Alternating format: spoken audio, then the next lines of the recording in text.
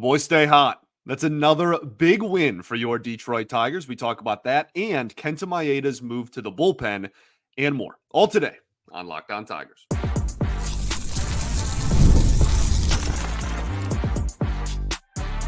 You are Locked On Tigers, your daily Detroit Tigers podcast. Part of the Locked On Podcast Network, your team every day.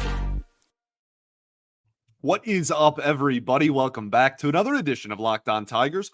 I'm, of course, your host, Scott Bentley. Today is Friday, July 12th, 2024. Thank you so much for making Locked On Tigers your first listen every single day. We are free and available wherever you get your podcasts, including YouTube, part of the Locked On Podcast Network, your team every day. This episode of Locked On Tigers is brought to you by Booking.com. Yeah, the right stay can make you a fan of any city, even your rivals. So check out Booking.com for your stay today. And the Detroit Tigers stay hot, baby. That is a 10-1 victory at home over the Cleveland Guardians. They are now 45-49 on the season as we head into this final series before the All-Star break this weekend.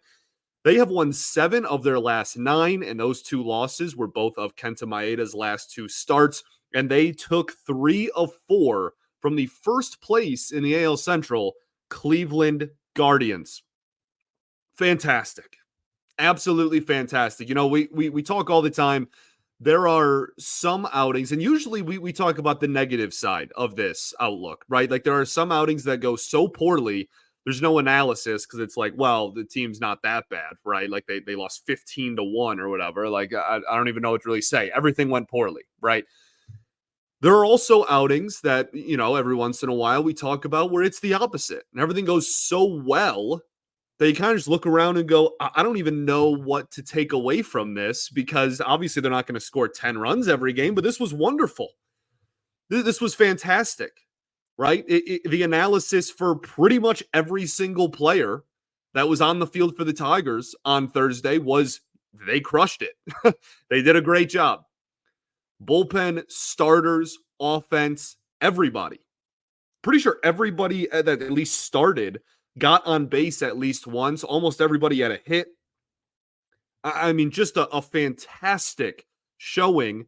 And it wasn't a high scoring, oh, the offense is good, but, you know, Cleveland hung around. Like, no, the pitching was absolutely lethal as well. What went right? Everything. That's the show. There you go. Just saved you half an hour of time. So, I mean, again, obviously, what went right? The offense. 10-run outing, and it doesn't feel like a complete outlier. I don't mean that in the sense that the Tigers' offense is going to score, 10 runs every time out there. That is very obviously not the case, and not what I'm implying whatsoever. But if we look at their run totals from the last 12 games, right? So the end of June through Thursday's game, they are 5, 7, 3, 9, 3, 5, 5, 5, 1, 8, 5, 10. That is an average of 5.5 runs a game. That is really good.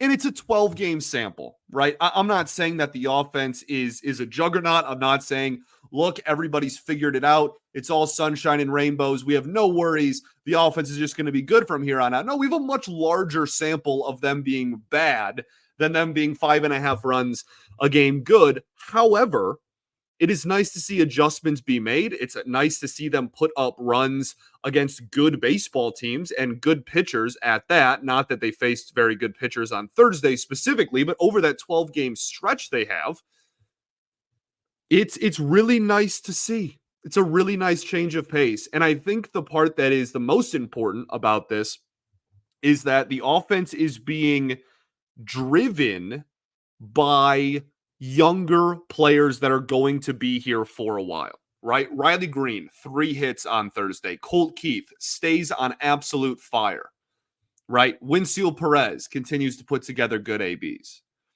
And for the doom and gloom that was most of June, when I would continuously ask how many people are legitimately part of the long-term plans for this team, the conversation and the outlook on this season changes so dramatically if you get some of the youth that is in this lineup on a consistent basis to be productive major league hitters and actually work themselves into the conversation of, oh, okay, I actually believe this dude is going to be here and be a part of the core longer term.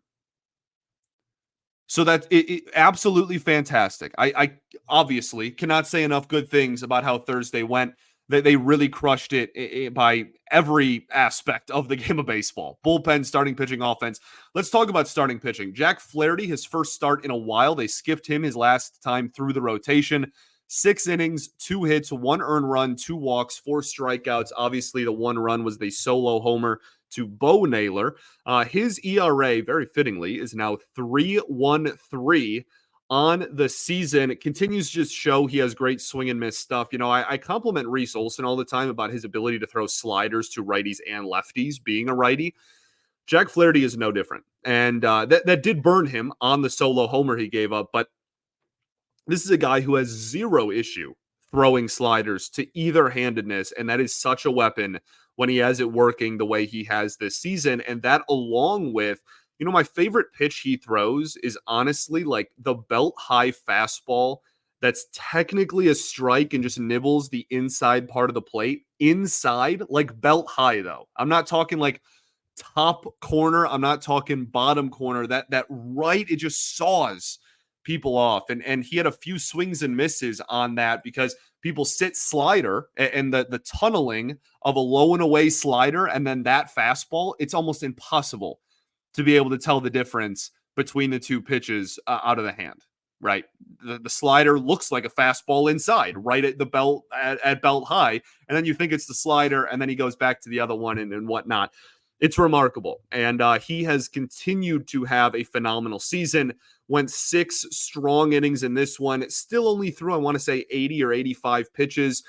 So we are going to continue monitoring his health. Obviously, the back issue is why he was skipped in the last time through the rotation, and is going to be somewhat of a question mark heading into the trade deadline. I think the All-Star break will be good for him. I believe this is his last start. Math. We only play 3 more games. So this will be his last start until the All-Star break. That'll be good to get some rest there. But I'm very interested in if it affects his value whatsoever. And the more that he is going to look like he did in this one, the less concern there's going to be about his back, right? He was absolutely fantastic. The one thing that was a little bit of a question mark in this one was he was walking. There was 1 inning. It wasn't even the whole outing, just 1 inning specifically where he was walking a lot of people. And he had, I think going into this outing, he had less than 15 walks like on the season. He's like, it's just a testament to how crazy good he's been. He's one of the best strikeout pitchers in all of baseball and has some of the fewest walks in all of baseball. That is exactly what you want right out of a starting pitcher. So I think that was a little bit like, is the back bothering him? Is he just getting a little bit too late into the outing, etc.? But he closed the door, ended the outing with a couple of strikeouts, and I think looked pretty darn good. So like I said, we'll keep an eye on that. That'll be a big storyline from post All-Star break to the trade deadline is, Jack Flaherty's back and his health. So we'll obviously keep an eye on that. Let's keep the ball rolling. I want to talk about some individuals on the offensive side of the ball of what went right. We'll talk about the bullpen really quickly as well. We'll talk about what went wrong, which is barely anything, and then stuff. All right, and then we'll send you off into your weekend. We're going to talk about the scheduling for the show this weekend with the MLB draft and whatnot on Sunday too. So stick around for all of that right after this. Got to tell y'all today about our friends over at Booking.com. With summer travel heating up, not Alan Trammell, with summer travel heating up, especially travel for baseball games, it's time to explore those U.S. cities you always secretly wanted to learn more about, but maybe didn't want to admit. Yes, we're talking about your rivals' cities. We talk about the Yankee fan in Boston all the time and vice versa. How about the Tigers going to Cleveland? I love going to Progressive Field, if it even is still called that. It's changed so many times in my lifetime. But great place to catch a ball game, great part of town, very fun city Cleveland is as well. And I have no problem admitting it. And one of the reasons why is because of all the help that Booking.com gave me for my most recent trip there. From hotels that overlook stadiums, family-friendly resorts, Booking.com has so many choices across the U.S. for your summer travel this MLB season. The right stay can make you a fan of any U.S. city, even your rivals. So book today on Booking.com, on their website rather, or in the Booking.com app. Booking.com. Booking.yeah. Also got to tell you all about our friends over at eBay Motors. Passion, drive, and patience is the formula for winning championships and also what keeps your ride or die alive. eBay Motors has everything you need to maintain your vehicle and level it up to peak performance. Superchargers, roof racks, exhaust kits, LED headlights, and so much more. Whether you're into speed, power, or style, eBay Motors has got you covered. With over 122 million parts for your number one ride or die, you'll always find exactly what you're looking for. With eBay Guaranteed Fit, your part is guaranteed to fit your ride every time or your money back. Because with eBay Motors, you're burning rubber, not cash. With all the parts you need and all the prices you want, it's easy to make your car the MVP and bring home huge wins. So keep your ride or die alive at ebaymotors.com. Eligible items only. Exclusions apply. eBay Guaranteed Fit is only available to U.S. customers. All right, everybody, welcome back here. Segment 2 of Locked On Tigers. Appreciate y'all for tuning in as always, making us your first listen every single day. Shout out to the everydayers that do tune in every day. We will, of course, be back on Monday, but also maybe another time this weekend. We'll talk about that at the end of the show. Also, be sure to check out Locked On Sports Today, the free 24/7 streaming channel program for you, and bringing you the biggest stories in sports from all of our great hosts here at Locked On. Again, 24/7 streaming on YouTube. You can subscribe for free there, Locked On Sports Today, or check it out for free in the Amazon Fire TV channels app. So talking about what went right in this ball game, it is a laundry list, as my wonderful mother used to say, because they won 10-1. And it was a really, really good ball game. On the offensive side of the ball, Colt Keith, couple of walks in this game, beautiful. You all know by now how much I love and appreciate my walks in the batter's box. And seeing him, I know he didn't get a hit in this one, but he got an RBI due to the walk with the bases loaded walk there. Fantastic. You know, if I want to get super nitpicky, like he was still late and swung through a couple of fastballs. One of them was on the outside half of the plate as well. You know, we talked about that. Well, really all week we've been talking about that with Colt Keith. And that's something to continue to monitor. You know, on the outside half of the plate, I do not mind whatsoever him driving those the opposite way, right? Absolutely no issue.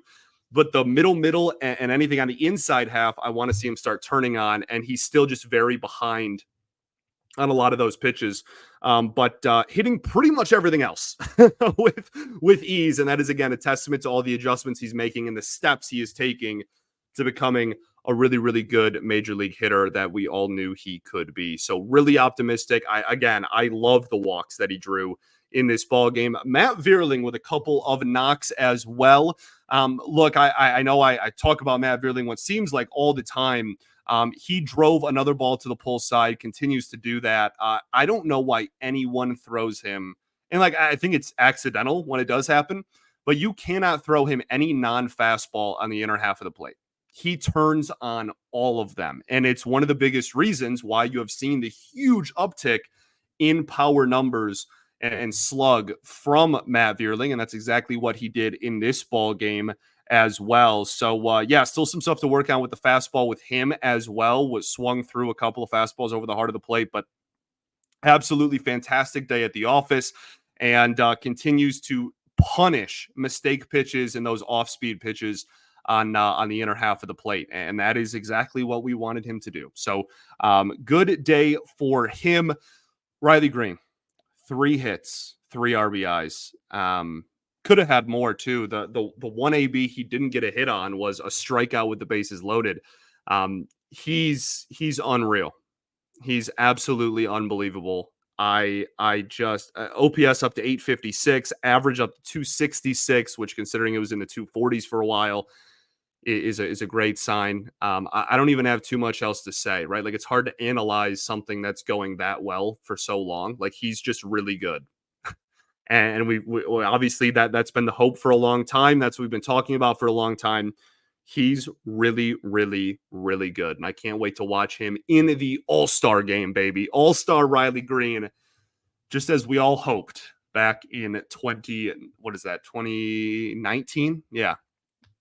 Carson Kelly with a home run in this game. The Tigers PR department actually tweeted out some stats, which they don't usually do, but about Carson Kelly and about how he has been one of the best offensive catchers in baseball since, I think the date they used was May 13th, which is an arbitrary date they just picked. But still, that's almost 2 months of sample size that he has been legitimately one of the best hitting catchers in the entire sport. And that is why he finds himself toward the heart of the lineup whenever he's out there, and why you're seeing more dual catcher lineups, right? Where one of the two of them maybe DHs, because Carson Kelly's bat has been legitimate, and it stays hot in this ball game. I think we continue to talk about, the trade possibilities and whatnot. I think that's very much on the table and probably what the Tigers should do.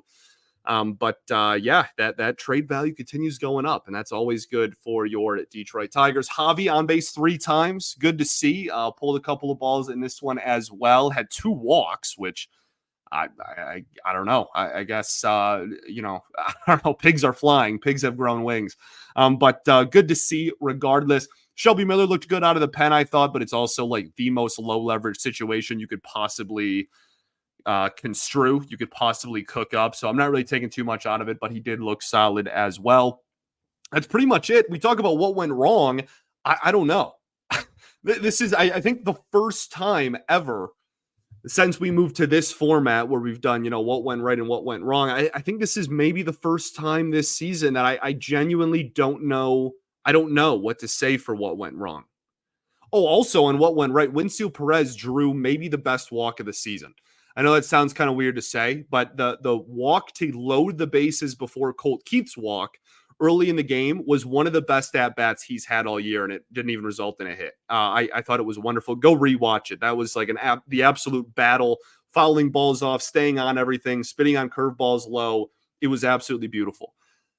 I don't know what went wrong. Nothing really. Like, again, I could get super nitpicky and we could talk about Matt Vierling against fastballs. We could talk about, Colt Keith against inside fastballs. I guess I already did. We could talk about Justin Henry Malloy, 1 for 4, 3 strikeouts, swung and missed at a curveball, but also, hit a ball the opposite way, which I think is a good sign. I don't think there's really anything I want to put in the category of what went wrong. You didn't score off Austin Hedges. Like, if we have to have something, I guess, as a joke, we can be like, well, you didn't score in 2 innings of work against a catcher. I guess maybe I'd like to see them do more damage against a position player, but that's like a joke. That's like a complete not real answer. I don't know. I think this was a really, really good ball game for the Tigers, and that's a wonderful thing. Let's talk stuff. Kenta Maeda moved to the bullpen. We will break that situation down and talk about some more, preview the weekend, preview the weekend on the field for the Tigers, as well as the weekend for this show and the schedule we're going to have going forward. We will do that right after this. Got to talk to y'all about our friends over at Tax Network USA. Here on Locked On Tigers, we pride ourselves on getting you the latest news for your team. Whether it's the offseason, the draft, spring training, or the playoffs, it's year-round. You know what else is year-round? Collection season. Just because tax season is over doesn't mean the IRS will stop coming after you for unfiled taxes. The IRS can garnish your wages, levy your bank accounts, and even seize your property. Don't let the IRS target you. Let the licensed tax professionals and tax experts at Tax Network USA go to bat for you. I'm getting better and better at it. With over 14 years of experience and an A+ rating by the Better Business Bureau, Tax Network USA has saved their clients over $1 billion in tax debt. Whether you owe taxes, have complicated matters that require tax planning, or finally just hit that big parlay and you need help correctly filing, call 1-800-549-1000 or visit tnusa.com/locked-on, and be sure to mention Locked On Tigers at checkout, and you'll receive a $250 discount for their services. Also got to talk to you all about our friends over at Stitch Fix. With Stitch Fix, you get a stylist who understands your style, size, and budget. They do all the shopping for you. It is the easiest way to update your wardrobe this season. You can easily upgrade your wardrobe, like I said, this year with a professional stylist that helps you find on-trend favorites that will easily work for you. I just give my stylist my size, style, and budget preferences, And I order boxes when I want and how I want. There's no subscription required whatsoever. They send me 5 just for me pieces, plus outfit recommendations, pro styling advice. I keep what works and I send back the rest. Stitch Fix makes it all so easy. I don't like to shop and they save me that time and effort. Plus, I get outfits that actually make me look good and feel good, which, trust me, if I did on my own, I would not. So, if you don't love something, again, you can always just send it back. Shipping, returns, and exchanges are always free. So, get style that makes you feel as good as you look. Now's the best time to get started at stitchfix.com/MLB as well, because you get $100 off. That's $25 off your first 4 fixes for a limited time only. That's stitchfix.com/MLB for $100 off. Stitchfix.com/MLB must redeem within 7 days of sign up. Order does not include kid fixes. All right, everybody, welcome back here. Third and final segment of Locked On Tigers. Appreciate y'all for tuning in as always. So, talking about stuff. The biggest news out of the Tigers camp, I guess we'll say, on Thursday was actually off the field when it was announced by AJ Hinch directly that Kenta Maeda would move to the bullpen. This is good. This is a good step in the right direction. Maeda only has one more start until the All-Star break, or only had one more start scheduled, rather, until the All-Star break. That game being Sunday's game. And so right now it's TBD is what it's listed on MLB.com. It sounds like they're going to run with a bullpen day before, in that final game before the All-Star break there. So that seems to be the plan right now. I don't mind a bullpen game with AJ. That tends to work out in the Tigers' favor, weirdly, because AJ likes to use his matchups and whatnot, as we know. So I think that a lot of questions come from this. One, my stance on this has not changed in the last 2 or 3 days since we had the deep dive conversation about Kenta Maeda earlier in the week. I don't think this is going to change anything in terms of his performance on the field. And that might sound like me being like a huge Debbie Downer or super pessimistic or whatnot. I hope I'm wrong. I hope that the guy that the team gave a 2-year deal to for $24 million does figure it out and can be a productive member of the bullpen. I would love that. Or for him to figure it out and maybe work his way back into rotation. Great. I hope so. I would love nothing more than to be wrong about that. No issue being wrong, especially when it helps the Detroit Tigers. But I've seen nothing that would lead me to believe that him moving to the pen is going to actually make a huge difference. He just has no control, no command. I don't think there's going to be a huge velocity uptick moving to the bullpen. And the stuff just isn't that good anymore outside of the splitter, which he has no idea where it's going. So, like, I really don't see this from him in a vacuum, right? Like, just looking at Kenta Maeda and talking about what this means for him. I don't think anything, personally. And again, we'll see. They play the games for a reason. I hope I'm wrong. But I don't expect him to look dramatically different because he's coming out of the pen versus not. Now, from the team's perspective, this is great. Again, we talked earlier in the week about how much of a momentum just killer Maeda has unfortunately become, and how they've been winning ball games, and then he gets to his spot in the rotation and they lose. And if you look at the last 9 games, the only 2 losses they have under their belt in those 9 games were both of his last 2 starts. Like, it is a huge rally and momentum killer. And so having Maeda start, that is. So I think that him moving to the pen and just getting anybody else an opportunity to go out there and start games is going to be beneficial for the Tigers. Now, who that is, I'm not saying that it's going to be, you're going to get great production out of that. We'll see what happens when Casey Mize comes back. That should be relatively close after the All-Star break. We'll see if relatively close means a couple of weeks still, or within the first time to the rotation back. We'll see. Haven't gotten an update on him in a while, but I would imagine that when he comes back is when the real decision is going to have to be made on what to do with Maeda long term, because then the obvious choice to demote would just be Kiter Montero. But I don't think you should do that. I think that your rotation, if you want to put Mize back in there when he's healthy, should be what the rotation has been And then instead of Maeda, you have Kenta Montero in there. Now, once you trade Flaherty, there's conversations. Matt Manning coming back up is probably inevitable in the second half of the season, or in the post-trade deadline, I should say, for that reason. But I think that once Mize comes back is when you're going to have to make a harder decision about who to kick out of this bullpen, right?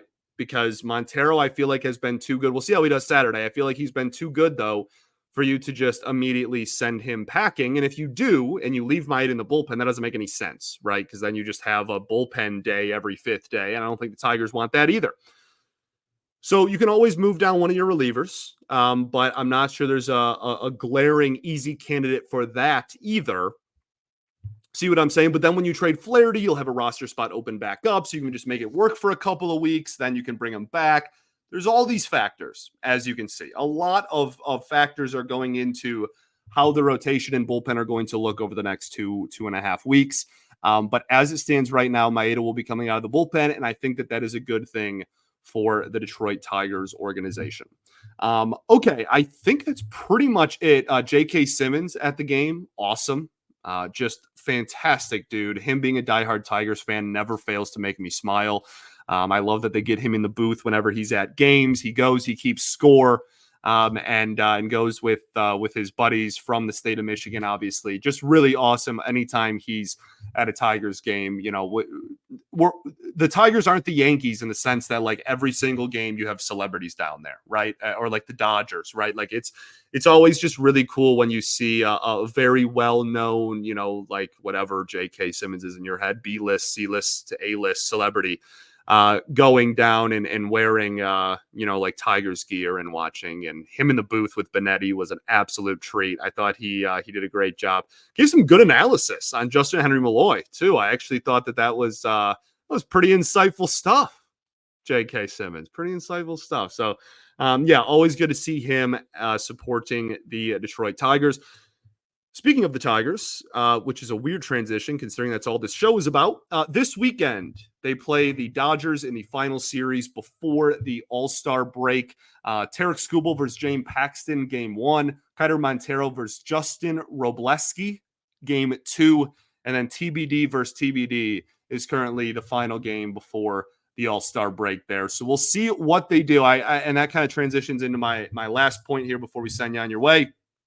This team is at a really interesting spot right now. They've been winning a lot of games. They've been playing really good ball. We talked about the offense early in the show. I think they would have to really keep winning a lot to change the inevitable, sell at the deadline. There's still 4 games under 500 and about to play the Dodgers. So, I'm not exactly like, oh my goodness, we're back in wild card contention, et cetera, et cetera. I think there's still 6, 7, depending on what happens the rest of the games Thursday out of the wild card. But I and again, not to be a Debbie Downer, I don't think they're going to make a run and go shoot for a postseason spot. So I still think that they are inevitably going to sell, Flaherty, Carson Kelly, right? Those pieces that we talk about, maybe some bullpen pieces if they can. Not that there's a ton of value in there, but regardless, that being said, it's still important to win, and I still want them to win every game. And imagine how different the end of the season outlook is going to be if they can stay around 500, right? If you are around 500, knowing what we know, even despite what's happened with Torkelson, despite what has happened with Parker Meadows, despite the slow starts from a lot of the young players and whatnot, right? Despite all of that, if they still find a way to be around a 500 baseball team, and you go into this offseason, which is a much better free agency class than the last 2 years, and you go into there and you actually have an opportunity to do something and add long-term pieces to the team, right? You keep Skubal, obviously, you go and you go into next year like that. I think that is still the way to go. I'm tanking or whatever is just we're not at the point where we should be rooting to lose games, right? We've been there as a fan base before. That's not where this team is at in the middle of July. So I think it's still very important to keep winning, and it's very important for the development of these players to keep winning and doing productive things that lead to wins. And look, if they do go on an absolute ridiculous heater and we turn around and they are somehow back in the wild card picture, Again, would love to be wrong. Would love to cover a good baseball team for the first time since I took this gig. That would be awesome, right? But if they do that, great, awesome. Then we're gonna have a really fun summer. But regardless, keep winning. Everything's better when you keep winning, baby. Everything. Paul Skeens pulled from a no-hitter, by the way. 99 pitches. Tough. You're really between a rock and a hard place as a manager there. That's a position I don't envy. MLB draft this weekend. We'll talk about this, then send you on with your weekend. The MLB draft is Sunday. I will be doing a live show with the Tigers minor league report guys. They do a live show every year. I've been on it, I think 5 years in a row now. So great dudes. We're going to have a great cast of cast sounds like it's like a play or a movie. We're going to have a great, round table of analysts from all over the Detroit media scene, the Detroit Tigers media world. They always put on a great production over there, and I love being a part of it every year. And I love those guys. They are we've become pretty close over the years. So be cool. Be sure to check that out. Again, Tigers minor league report will be all over social media and whatnot as well. And then we will probably have an extra episode this weekend, whether that's tomorrow or whether it's Sunday. I'm not sure, but keep your eye out for it. I want to do a full half hour of just me talking about the draft and breaking down and preparing everybody for the draft. That is on Sunday. Talk about all the different prospects and possibilities that are in front of us going into this draft on Sunday afternoon, Sunday evening. And then Monday's show will probably be a first round draft recap. We'll talk about whoever we get in the draft. Tuesday, we'll probably do the Dodgers weekend series recap. Wednesday, we'll probably run through the rest of the draft picks because then we have rounds 2 through 20. And then we'll talk about anything else that happened throughout the All-Star break. Thursday, we'll probably do, some more, I don't know, maybe we'll take a look ahead at the trade deadline, or we'll talk about, like first half, technically, quote unquote half, not actually half, but first pre-All-Star break Tigers, what we're expecting in the second half of the season type of stuff. And then once we get to Friday, we got baseball back. Okay, so that's kind of the outlook for next week. I just want to give you a rough estimate of what to expect. Expect an extra episode at some point this weekend talking about the MLB draft, and then a recap of the first round and whatnot on Monday. Okay, cool. Thanks for rocking with me. Thank you for continuing to come back and support this show. Got a lot of content coming your way over the next week. Can't wait to talk a lot of ball with all of y'all. That rhymed and I didn't mean it. We're going to end out on send you out on top there with a rhyme. Peace and love. Going to therapy's dope. And I will catch y'all at some point this weekend before the Major League Baseball draft. And then again on Monday. Go Tigers, baby.